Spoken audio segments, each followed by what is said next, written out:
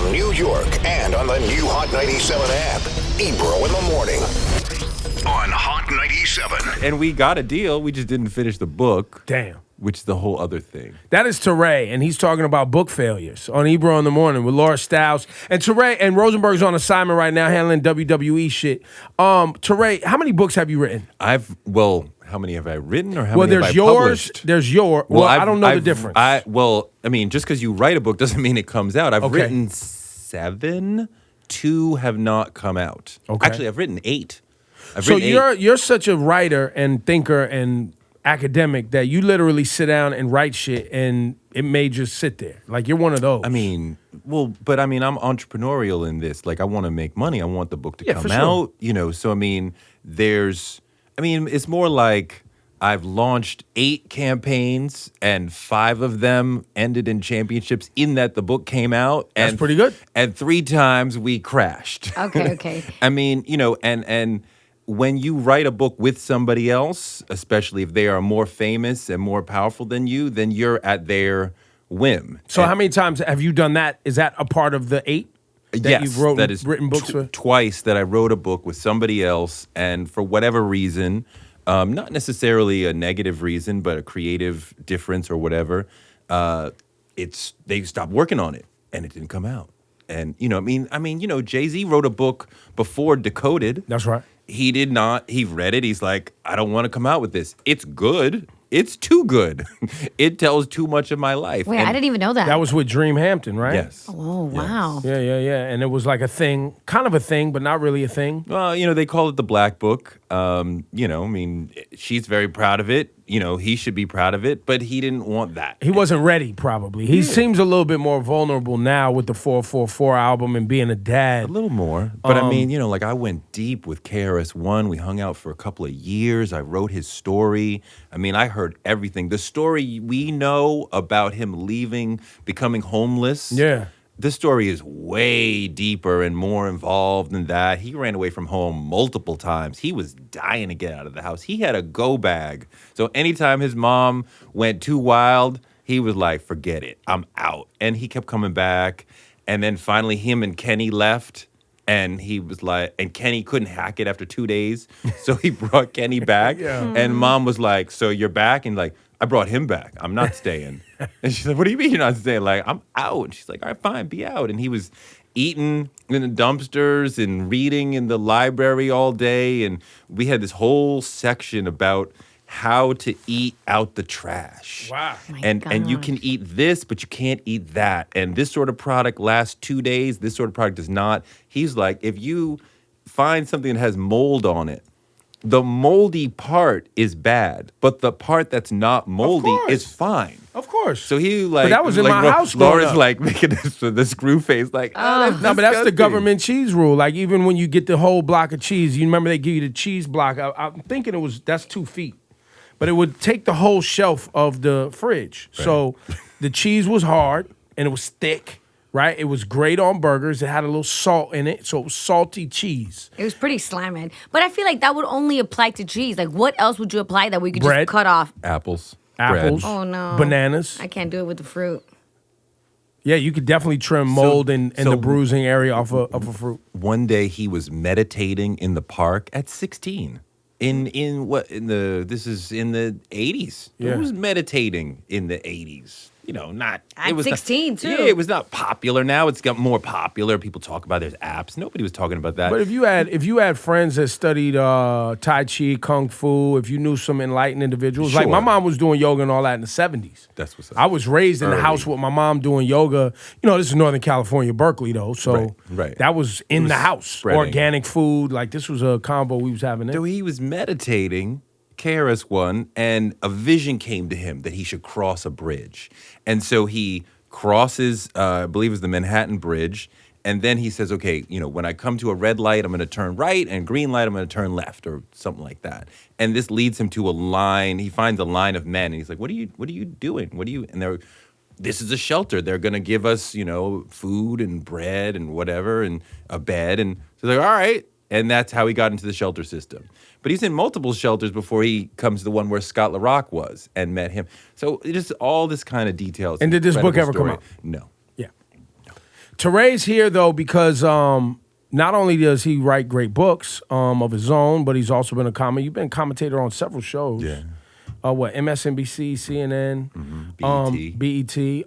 Now you have a podcast, which Toure is getting some Show. The Toure Show. Is it the Toure Show or just? No, Toure Show. I wanted to call back to like Chappelle's show. Got it. Toure Show. All right. And how many episodes you put out? We put out one. So I heard great reviews, read great reviews about the first one, but today you're dropping another one. Yeah, no. Tomorrow the second one comes out. The first one was me and Maxwell. Right. Second one is me and RZA. Comes out tomorrow. What's the premise of the show? There's so many podcasts. It's great conversations with successful people. And it's like, how did you become successful? How do you maintain success? What are you doing? What are the attitudes? What is the self-talk? What is the tactics that help you become successful? Like one of the things we talk about with RZA is just how do you lead people? Because the Wu is a unruly group of alpha men with street organized confusion. Yeah, so how do you lead a group? I mean, if you could lead a group like that, you could lead anybody. And he talks about his principles for leadership. And it's not like, I'm the leader, you will follow me. But just everybody understood he had the vision, he had the loyalty. If you had beef, he would be with you. If you had an idea, he would listen to you. But he had a clear idea of like, this is where we need to go. So there's just a lot of principles that he takes. One of the things he gets into, he doesn't say it like this, but like there's a famous book, Leaders Eat Last. So he, understood like, I'm gonna let y'all get in first so that you can get yours because I'm the leader. Not trying to shiesty anyone, but just he had the vision. And so how do I lead these folks? And, it's just incredible. Just anybody who wants to be a leader, listening to RZA talk about that is incredible. He told me this incredible story about him and Quentin Tarantino, though. Of course they have. I mean, they have insane stories. But this is like in the last like 5 or 6 years that this happened. He's like vague on when it happened, but he's in LA and somebody got shot and it's 4 a.m. and they call him like, yo, like we got to go and get somebody back. He's like, all right, let's go. But I got to meet Quentin Tarantino in the morning. I gotta be back for work. Well, no, I gotta go talk to Quentin before we go because I can't blow him off. Right. So let me just go holler at Quentin and I'll be right back. Then we go kill dude. So he goes to Quentin's house like, hey, I couldn't blow you off because we had this meeting on the books for a minute, but I can't stay. I gotta go kill somebody. And Quentin's like, whoa, like, what are you talking about? Like, sit down, let's talk about it. And he talks him off the ledge by being like, you help a lot of other people. You're able to bring a lot of other people up. And if we lose you for some reason, then a lot of other people are going to suffer. Right. So you gotta, you gotta stay there. So Quentin talks him out of going to kill somebody. Great story. Incredible. I have a question for you. You I'm sure have an opinion on a lot of things taking place right now today in the news. You read a lot, you tweet a lot. Let's get into this sexual harassment, sexual assault, rape, not only on the political level, but just the overarching tone of everything we're seeing. Laura and I have extensive conversations with the rest of the team here about not only has it been literally every day since the Harvey Weinstein, every day, but how do we, and I'm pretty indignant about things where I'll be like, I don't give a fuck if y'all tired of hearing it or not. Like, we're going to keep reporting on this. Of course. And I'm completely comfy and applauding the way the shift in the climate is going from people feeling like they have no voice to having all the power. I'm fine with that. And will there be abuses of the new power structure? I'm sure there will be. And will there be allegations that come out that are unfounded and not legit? I'm sure there will be. But let it all happen.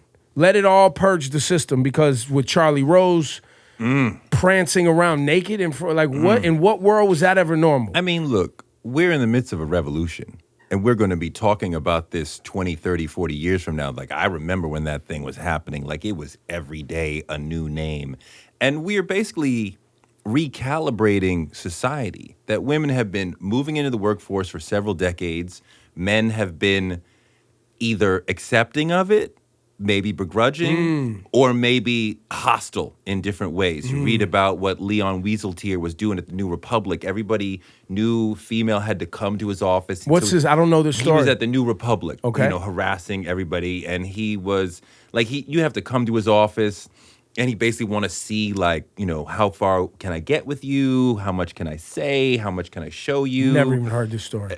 I mean, there's so many that we can't hear there all was, of them. There was like an unwritten rules, like within Congress, within the White House about what you should do and you shouldn't do. Right. Didn't you read about that? No. Women in general are standing up, and it feels like a brush fire of, like, the women who got at Harvey, lit a fire, and the next woman said, you know what? Now I can say something, and I don't think I feel safe now. That's the part I feel love safe, about it. But it's also sort of the inverse of that, because I've seen this at home, right? That they are triggered by hearing the stories of other women, and now they can't repress the memory anymore. So now they have to say something. And then, you find out, well, there's 20 other people who feel the same, who had the same thing happen. And then the next man and the next man. And it's a purge. It's a righteous reckoning.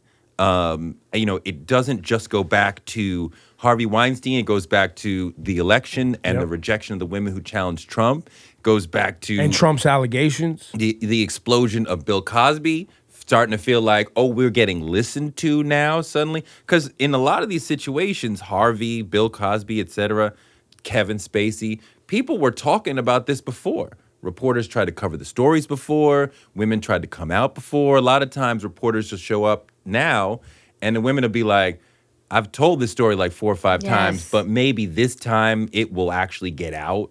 We're seeing a change in society. And I think that it may have a long-term impact. Like, I think a lot of men will get the message, like, you want to be wild at work. And this is not like, oh, I accidentally brushed her in the coffee room, and now this is I like, grabbed a woman at work. Yes. Charlie Rose's story was like prancing around naked. It's all abuse of power. What is happening? Yo, Charlie Rose sounded like a dinosaur. Like, he thought, like, Mad Men was still now, and I could just do whatever. Like, every assistant I get is there to answer my calls and to see my penis and to go for whatever.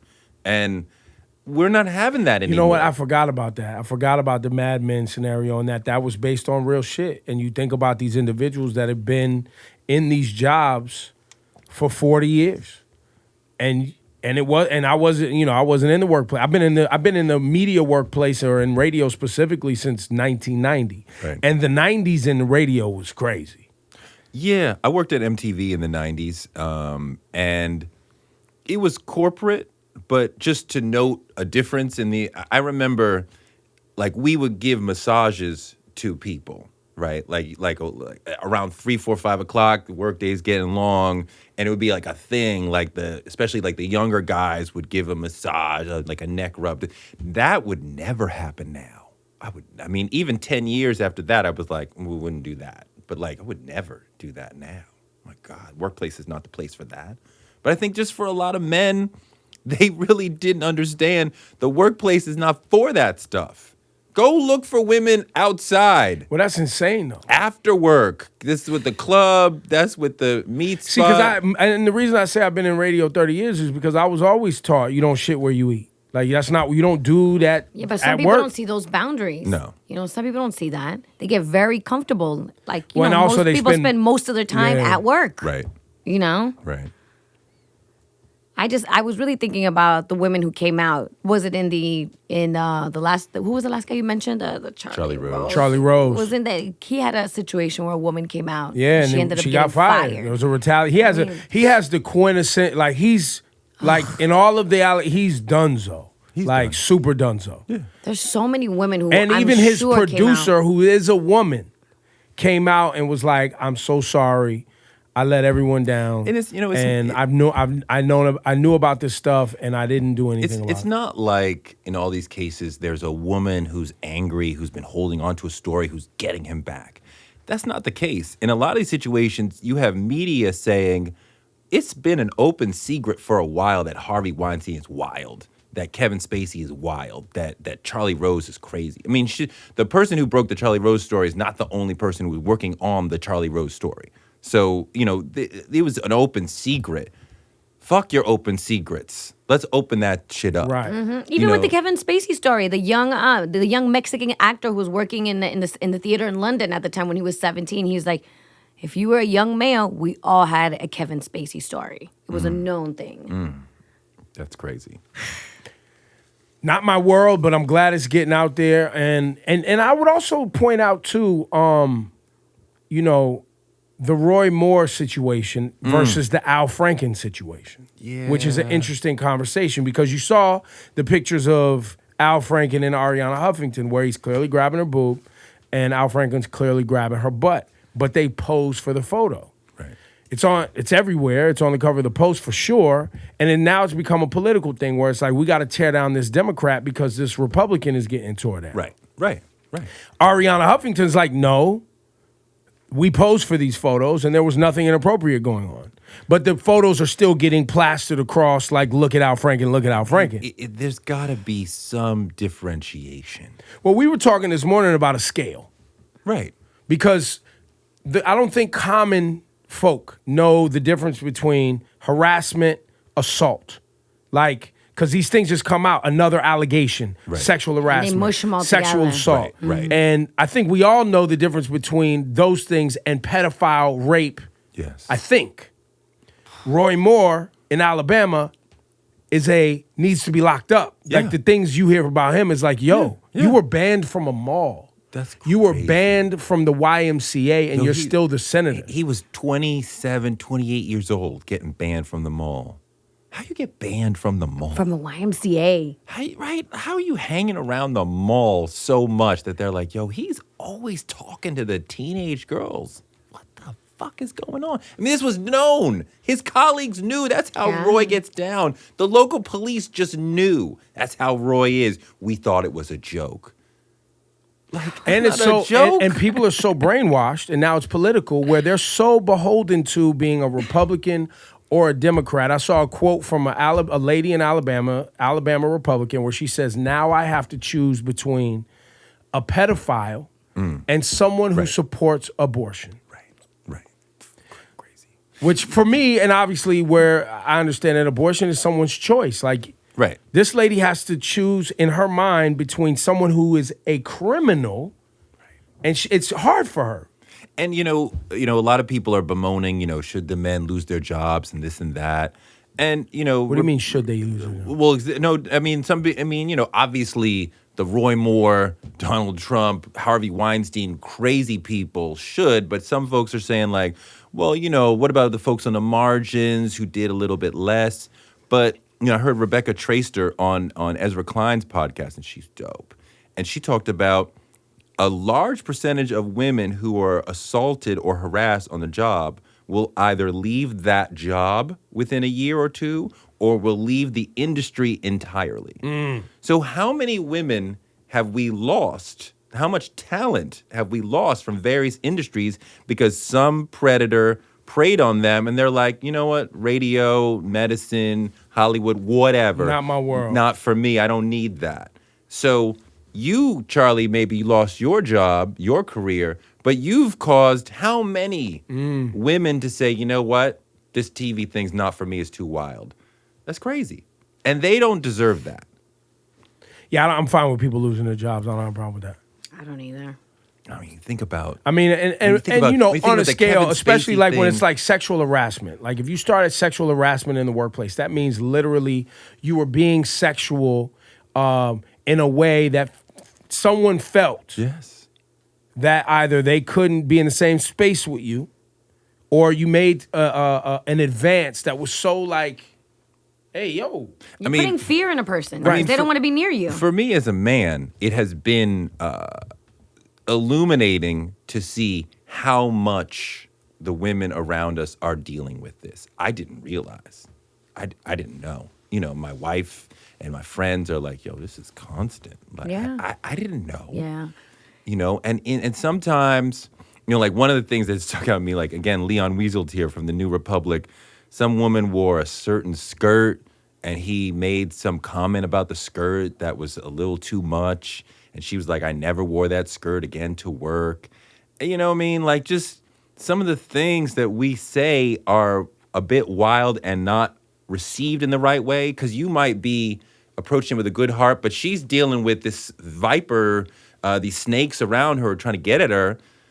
I remember, I saw something in GQ once that was like, say to her, you look nice, and leave it at that. Why do you have to say anything? Don't get specific. I mean, like, if you want to give somebody a compliment, just look nice, and don't be too specific, because that gets too much. You know what I mean?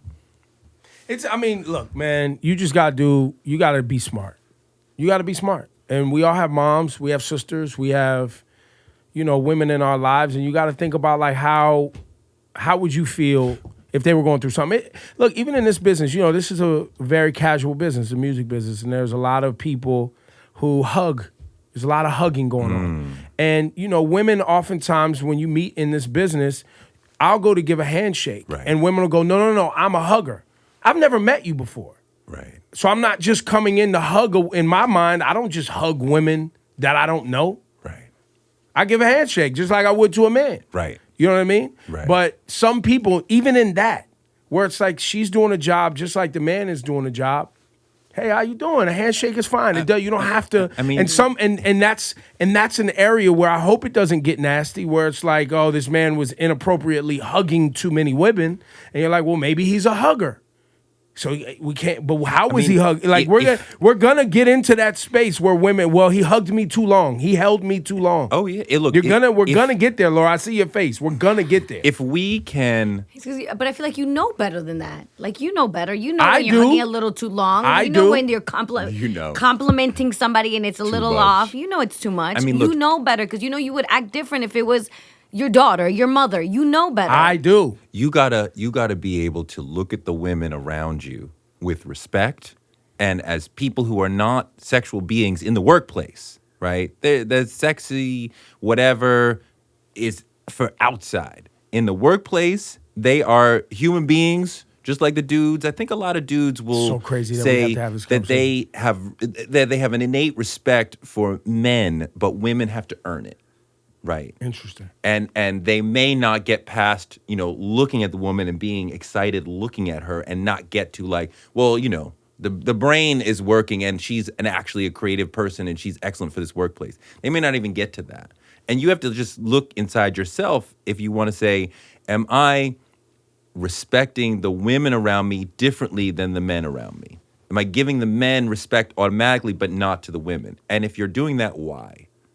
And that may be part of what we need to do. But we as men need to have a reckoning of ourselves of like, what are we doing? Because this is so widespread. It can't just be like, well, those little monsters over there. Nah. Because we're it's a reflection on all world. of us. It's a reflection on all of us. Yeah. To the point, we on this program have had conversations. We'll open up the phone line sometimes and say to women, how many times have you seen a man pleasuring himself in your life in public? Oof. And in New York City, the phone lines go the first time we did it, because Laura was like, I've seen it like 7 times, and another girl was like, I've seen like 6. I was like, wait, time out. Ebro didn't believe it. I'm like, I was like, yes, what? Yes, it's happened numerous times. I've seen never at seen least that. 5-6 times. That's crazy. Yes. So in public, a man you don't know. Yes, in the subway, touching himself, looking at you, just touching himself, to the point where either you yell, you're being disgusting, and you want to make a scene, or do you just quietly get up and leave? Yo, if you have that conversation in New York City, and it may need to happen right now, it's rampant. The women who grew up here have seen it more than 3 times, guaranteed. Yeah. Damn. Crazy. And they don't care if there's children around. They don't care. I think there was a period in time when we thought that catcalling on the street was like cool or funny or whatever. It's not. It's not. I don't know. I think there was always the construction worker stigma. There was that thing, right? There's also like the around the way neighborhood guys that hang out at the corner that you've known your whole life, and they're like, "Yo, ma," and you know them, and the lady goes, "Yo, shut the fuck up." Yo, if you know, and keep it pushing. If you know them, if it's the neighborhood, but even still, maybe, it's been normalized in many communities, because I know plenty of women be like, "Yeah, I know them motherfuckers. Tell them shut the fuck up." But you see those videos. You saw that video where the sister was walking through this, just walking around in a normal little outfit, nothing sexy, and people are chasing her, coming up up to Yes. her. I showed it to my wife. She's like, that's normal. Yeah. And to think that the sisters are just having a hard time just walking from point A to point B, minding their own business. That's crazy. But sometimes, look, it's also to the point where since you see the fuckery you see on subways, I've seen worse than that. Catcalling, I was like, I could deal with this. At least I'm not seeing somebody naked or pleasuring themselves in front of me. Oh, I know, You but just you kind know, of just go. I mean, go. for- Well, but this the is an men- indictment. You for know the what this is men- a real indictment on, too? This is a real indictment on male sexuality in America. Sure. And the fact that, and we have this conversation too, where I always talk about how women have their magazines and their social groups and their things, their conversations. There's open dialogue around women and their sexuality. That is a open conversation. Male sexual conversations that should start when you're like 12 years old about what's happening to your body and the things that you're seeing that you're attracted to and what's normal and what's not and what is okay and, dealing with your that's not happening in households. So you Yes. have men who are repressed who literally don't know how to deal with their sexuality. I see it a little 6 to that half dozen in that men are encouraged to be aggressive, That too. to be sexual, That too. to flirt, male sexual energy is never rejected, right? It's like, go be a man, do you. Women, That too. if they want to be sexual, that is policed, that is challenged, that is held down. A woman who's just like, I want to be out here and be my sexual experimental self, that is rejected. Generally ostracized. Yes. For sure. So she's struggling with, how do I present myself sexually? I have the same feelings as him, but I can't show it. I can't talk about it. So we have a very complicated whole sort of thing happening here. And that's why I think men though. But we need to focus on not necessarily telling our women, here's how to not get raped, but tell Facts. the men, Right. don't rape. What are you doing? Well, but that's my point. It's deeper than that. It starts as young boys and people having conversation with young boys. We've had those conversations on the show. Boys, 12 years old, right? You getting your first little wood. You trying to figure out what you're attracted. You seeing something you like. Men need to be involved. Grown men, like, hey man, that's normal. That's fine. Yeah. This is how you can go into your business and get your mind right, and come back to the And that was normal in my household though. Right. Like my dad, if I came in and I was a little too aggressive, or my dad, oh, you feeling yourself? Well, you need to go actually feel yourself, get your mind right before you get your jaw broke. Bring it down a notch. Bring the testosterone level down a notch. Get your mind right. You talking nuts. And then come back out here and have a conversation. But part of being a man in this society is about dominating, right? You're going to dominate in the office. You're going to dominate on the ball court. You're going to you got to dominate the people around you. That means you're a man. I got more money than you. I'm tougher than you, right? I'm wittier than you, funnier than you. So but then that extends to, we got to dominate the women, right? And that mindset needs to die. Right? Like, let's be with the women and have them enhance what we're doing rather than I'm dominating her, I'm smashing her, I am subjugating her, right? Or I'm dominating a group of women, ergo I'm the man. Like, if we could kill that idea, True. we would start to get somewhere. I'll go there with you. Yeah. But then the power struggle comes in. And then she's trying to dominate me. And I don't know if I'm comfortable with that. But it doesn't have to be domination in either way. It's gonna be. It It's not a doesn't. zero-sum It game. doesn't. It It doesn't. might be. I don't know. I don't trust it. I'm just playing. Yo, check out Toure's podcast, Toure Show. Today or tomorrow. Is it tomorrow? I mean, the new one with RZA airs tomorrow on Wednesday. How We often got are you putting these out? Once a week. Okay. We got the Maxwell episode is out now. And what's coming up?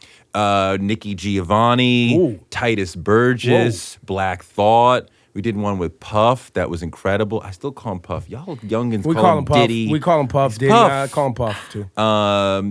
We've had a lot of incredible people, you know what I mean? And I just want people to see these successful people, the grit, the mindset, the energy, just the thought, the self-talk, all the things that go into making you successful, the tactics. I mean, with Titus Burgess, it's basically a masterclass in acting.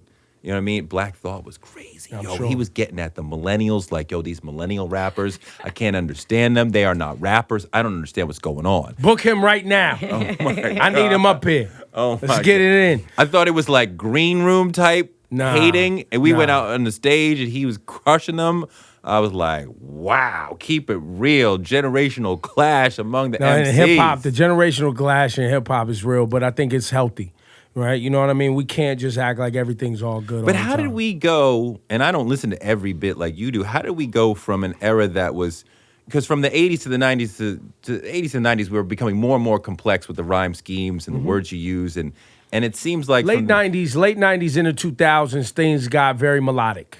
Right, things became Right. about melody and singing along, and you know this whole thing. and now we're as about that, mumbling. Well, and then, but that people are saying it's mumbling, but I also, while I make fun of it, because I'm like, I don't know what you're saying, I also recognize, like with the Young Thug and even what we call like the when Lil Wayne was like, I call it like the what did I call it back in the day? I called it like the it was like the drunk Lil Wayne. Like he started doing meandering He Wayne? was just like, right? But it was very bluesy, almost ad-libby, Sure. and but it was still in a pocket. It was still very, like, even when you listen to Migos and their ad-libs and how they bop, they are not trying to out-rap anybody. They're trying to give you a feeling. It's more about feeling. It's more about vibe and energy. So I do respect that, even though I make fun of those guys, because sometimes it's just not good, and sometimes it's completely inaudible, and I don't want to have to go Google your lyrics to like follow along. But I also do also realize they do it to be defiant to a